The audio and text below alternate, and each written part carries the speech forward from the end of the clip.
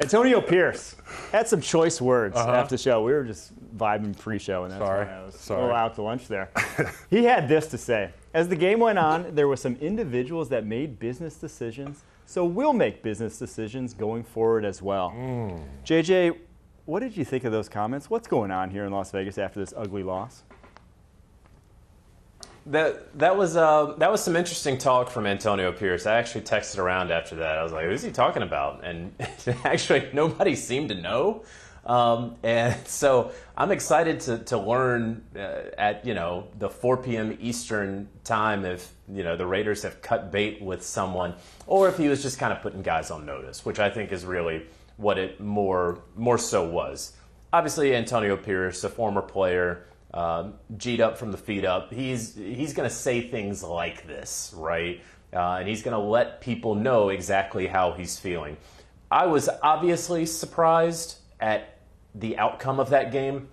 Not necessarily that the Carolina Panthers won. They still have talent on their team. They're still an NFL football team.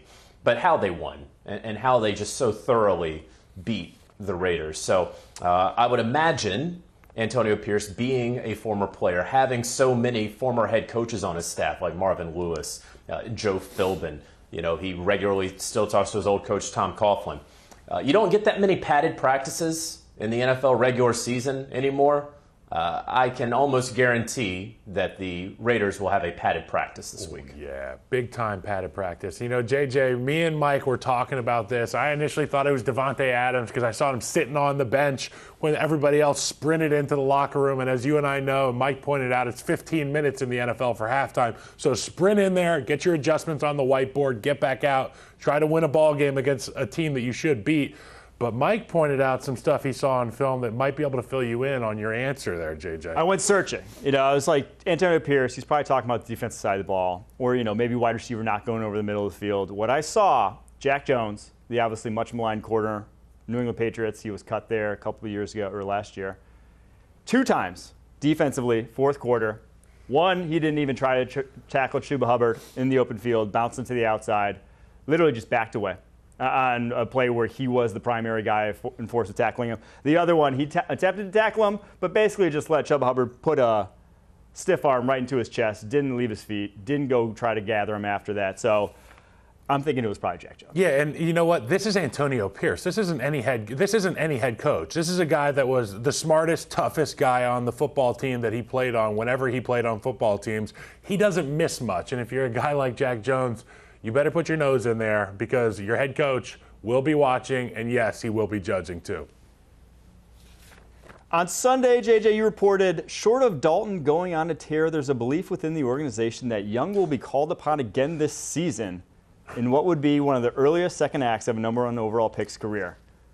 Is one game from Andy Dalton enough of a tear to think that we may not see Bryce Young in a Panthers uniform ever again?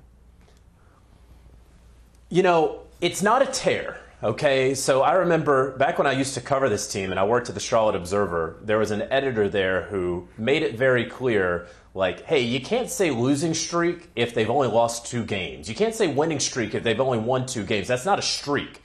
And so a one-game performance can never be constituted as a tear, all right?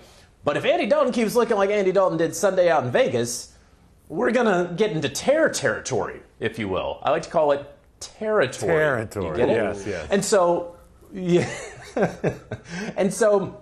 yes, that could happen. I think, generally speaking, what folks in and around that organization thought was Andy Dalton's going to come in like the old grizzled veteran that he is. He's going to play some good. He's going to play some bad. And maybe there's going to be an opportunity for Bryce to eventually start again. Certainly, let's be clear about this, right? Bryce is still active. He's still QB2. In any world, he is one play away from going back and being the Carolina Panthers quarterback.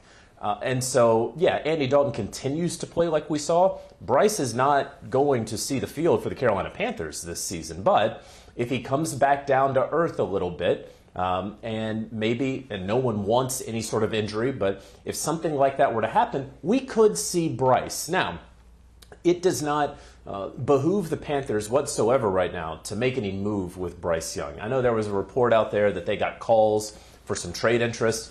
This happens all the time in the NFL, right? Hey, Vikings, are you interested in trading Justin Jefferson? No? Okay.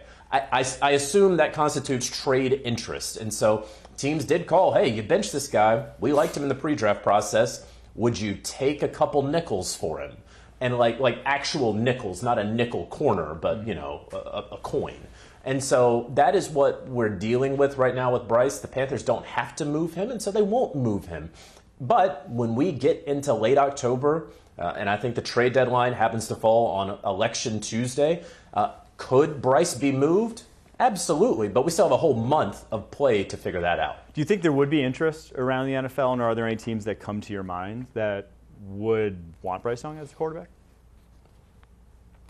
Well, first of all, the Panthers would have to get a legitimate price for him. So go back to Trey Lance getting dealt to the Dallas Cowboys, and the Cowboys sent a fourth-round pick for him. Of course, that was higher than anybody else was going to go. I don't see anybody trading a fourth for Bryce right now. I do believe that the Miami Dolphins anticipate that Tua is ultimately going to be back.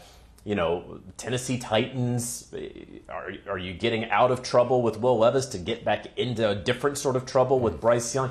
I don't see anyone needing to do it right now. And if they do it, they're not going to give Carolina what they would want in return if Carolina wants to trade him. So it's just not going to happen right now.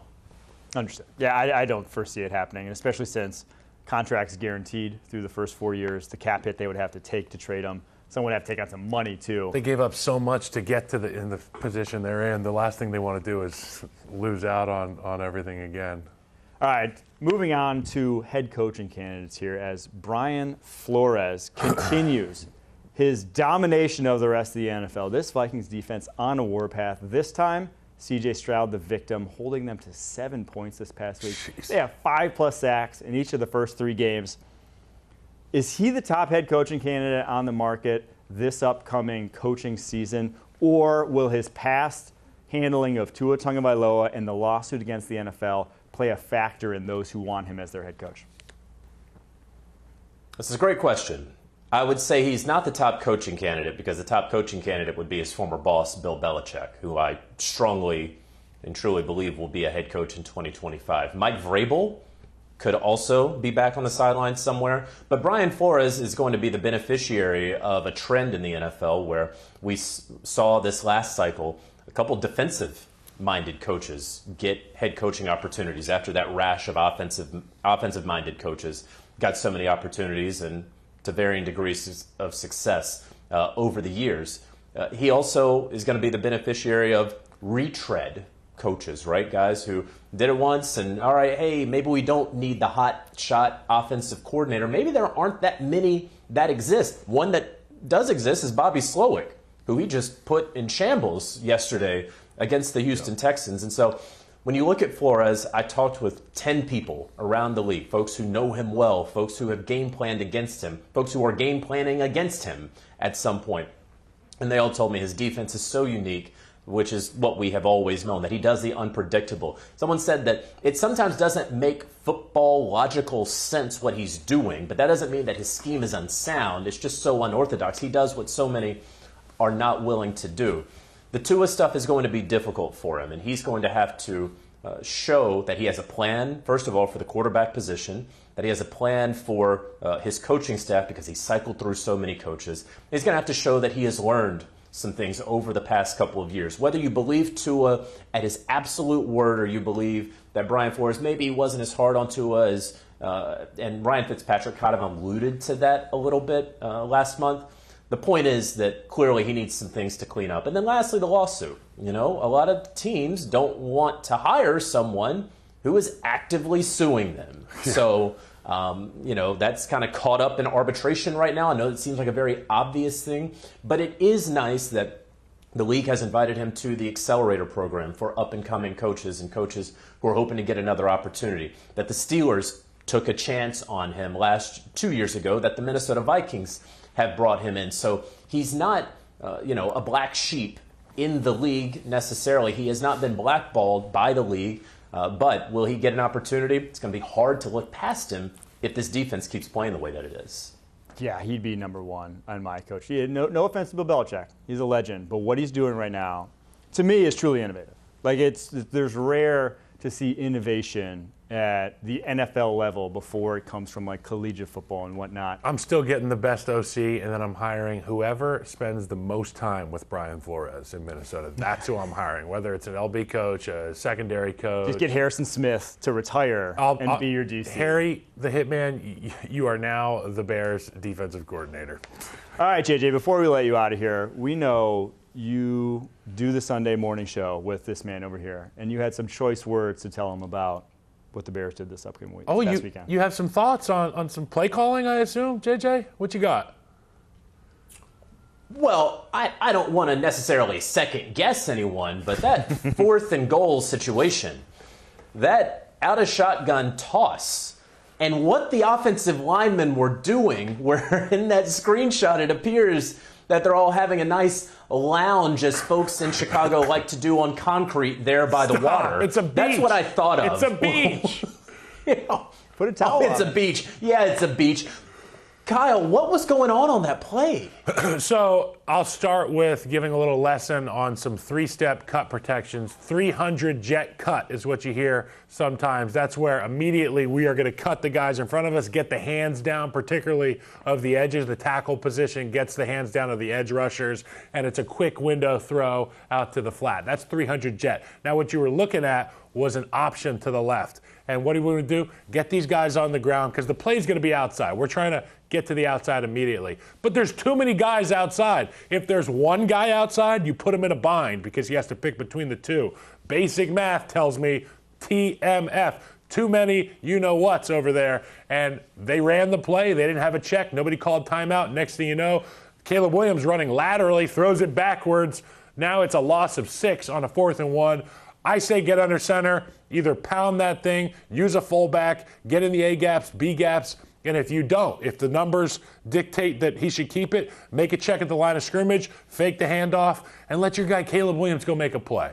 I hate it. You don't put the game in the hands of your offensive linemen, although they didn't do a good job in open field anyway, blocking in the run. But keep the game in your offensive line's hands. It's the best way to have the defense play on their heels. But now you're trying to outflank a defense, out-cute a defense. No, I don't like it one bit. I don't like the gun runs.